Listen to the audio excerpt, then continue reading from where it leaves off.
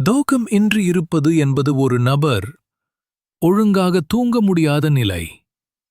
இது உடல் மனநலன்களுக்கு தீங்கு விளைவிக்கக்கூடும். தூக்கம் இன்றி இருந்தால் என்ன நடக்கும்? மண்டையோட்டம், தலையழுத்தம், கோபம் மற்றும் மன உளைச்சல், மன அழுத்தம், பகலில் தூக்கம் வந்துவிடும். உடல்நிலை பாதிப்பு. நல்ல தூக்கத்திற்கு தினமும் ஒரே நேரத்தில் தூங்கவும் எழவும்.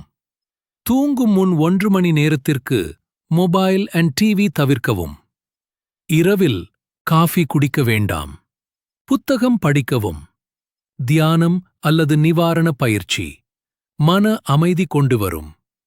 மின் வெளிச்சம் குறைவாக இருக்கட்டும்.